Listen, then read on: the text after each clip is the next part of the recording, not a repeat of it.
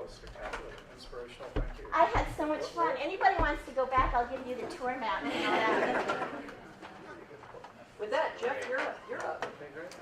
Or you are up, not you're up. You're up. We got stuff to do in the book. Yeah, I did bring a few things to put in books, and the first part will be the just a few slides that we'll share tonight, and then there are You want me to pass these out? Or yeah, you want to last? no, fine to pass them out now. Okay. Actually, what we do is take one and pass three, it around. three handouts. First is just a few slides that all present three different conditions. We stuck to North America and the west coast of North America with three ideas. The second is a potpourri of ideas. There's probably 20, 30 things that we and BIAC members have called as just examples of waterfronts. The third are some minutes from a meeting that the BIAC Future Foundation Committee had yesterday. These have not yet been approved by those who attended, so let me clarify that. I'll hand them out to the committee members, and if there are comments from those who attended the Future Foundation Committee meeting, we may amend them at our next meeting. So just three handouts to share with you. And the common theme I would say that we would suggest that Carol presented so intriguingly to me is that each of the examples we've taken respect the notion of connecting the community to the tidal flow and the tidal variation of the adjacent waterways. And that's something that I think the peninsula in general, the Bay Area in general, has not done. Many inland waterways have really separated themselves from the tidal plane, tidal notion. One related but not directly related thing I would share with all of you, if any of you have not seen, or if any of you have seen Rivers and Tides, which is a documentary about Andy Goldsworthy's work, that just plays with the notion of what the power of the tide, and in this case art. Have a look at Rivers and Tides. But with that, three waterfronts. One that the Docktown folks I heard particularly mention at our first meeting, which is probably one of the most special places I've seen along the western coast of waterways, is Granville Island up in Vancouver. And it is in many ways quite analogous to our world in that industrial lives in harmony with a community, with retail and housing and tidal characteristics. So a very special place that also started with a very industrial history. And I encourage all of us to look more closely into that. I don't know as much about it. You'll see in the slides we tried to pull some data and some history about it. But you'll see a very strong retail characteristic that is more like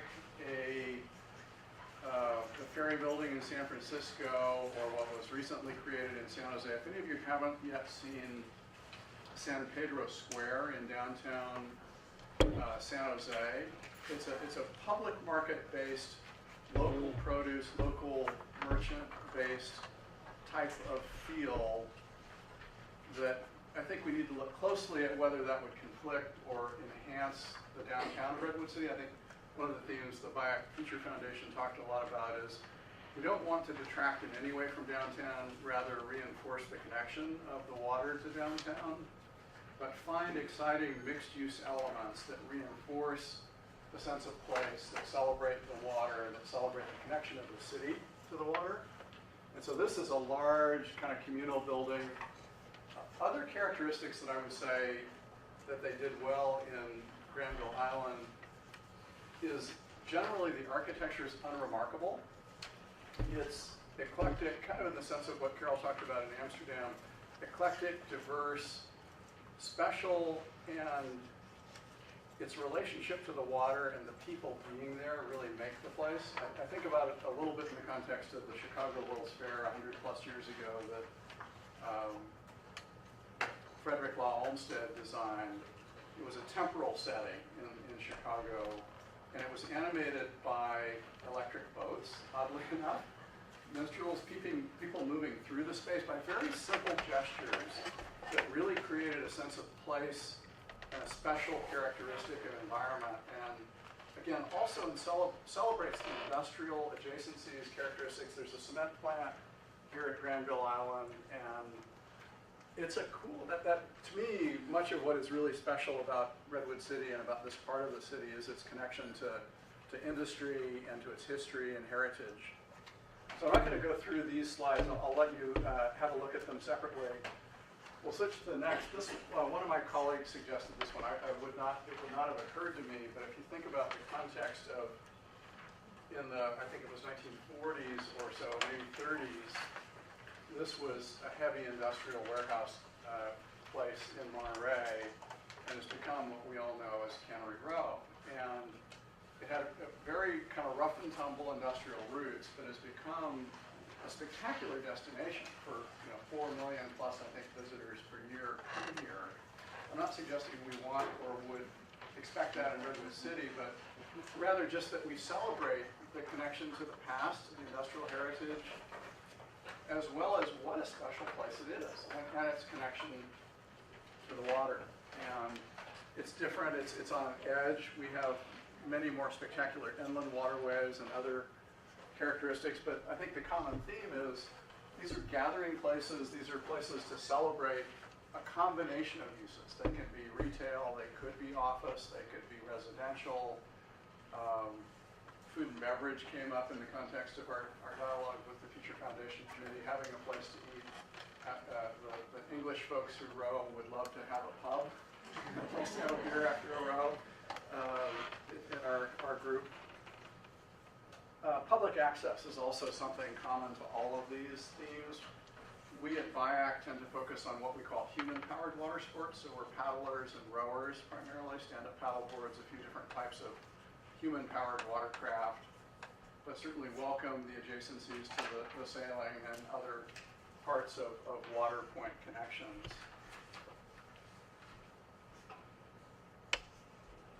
So again, a few facts that some of our team have pulled together we'll share with you. The third, some may think an unlikely one, especially us being in Northern California. Most folks tend to look at Southern California as an anathema and terrible, this Southern California thing. But years ago, I lived in Newport Beach and helped build the Orange County Performing Arts Center, a big theater, 30 plus years ago. But while I was there, I was living down on the Balboa Peninsula and got to, right about here on the water, and got to experience Balboa Island. And I began thinking about it again over the years. If you look at California, there are only 2 or 3 places where communities really touch the tidal floodplain and reach out and embrace it. I thought about putting on here, I don't know that I'll have the name exactly right. Bill and Jill and others like could help me. The Bear Island Apartments, which are right next to us, is, many of you probably have not seen it. Some of the Occidental folks probably have, others have. Go in and look at that edge where the apartments touch the water. The engineering term is sheet pilings. It's an edge that is immediately proximate to the tidal plane. And what you see here is the same thing, not necessarily with sheet piles, but the community in the water touches the tidal plane in a really spectacular way. It's hard to see, but there's a canal, I'll show it in the diagram in a minute. It's called the Grand Canal down through the middle of Balboa Island. All of the edges of the island are publicly accessible, so you really can walk along a promenade, touch. There are shops both inboard and outboard. This is a very dense and very different kind of environment, but just as Carol said, I think we should open our minds and think about what are the best examples of how the community relates to this, what I believe is really an extraordinary resource. Here's a map, kind of a pictorial map that shows, most people wouldn't even know there's a canal right through the middle of Balboa Island, and you can, I used to paddle a surf ski through it years ago. I would do laps around the island and through the middle, coming from the peninsula side, and wouldn't it be amazing? And again, this is something we at BIAC really advocate, is both the education and the connection to the water for human-powered sports. When we're out here on a typical weekday or even weekend, especially if I go midweek, I might go out rowing and row 6 miles or 10 miles. A high preponderance of the time, I'll see no one, or 1 or 2 people. If it were here, we'd see hundreds. And again, people have different opinions about whether that's good or bad, but one of the things I would say we all at BIAC really care about is connecting to the community, to the water.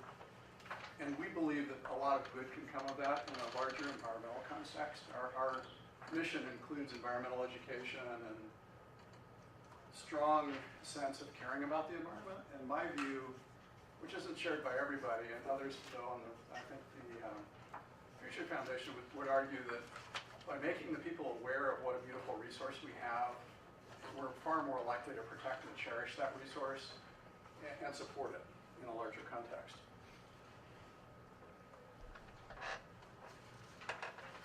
They also have, kind of some more, it is like Granville Island has become a regional destination. And I think that's something for the community to think about here. Is we want to invite, I think we've got such a special resource that if we do this in the right way, people will come from all over.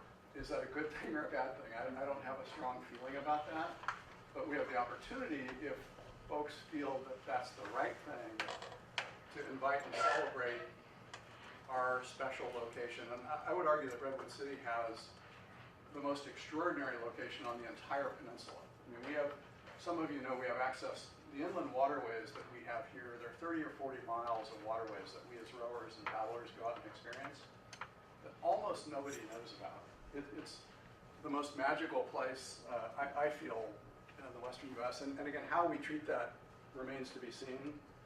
But I think the notions of respecting the adjacent neighbors, the heavy industrial, to me is a part of its charm and its beauty, like with Granville Island. I think that's probably all I have for now. Happy to share questions and thoughts. Thanks, Jeff. Absolutely. Very diverse places. Absolutely.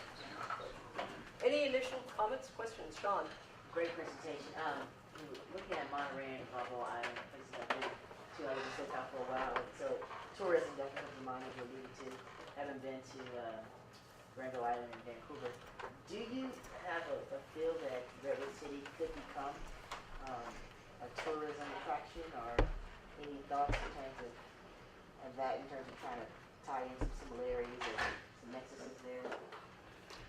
I do personally, and again, that's for the community to decide whether it may want that or embrace that. But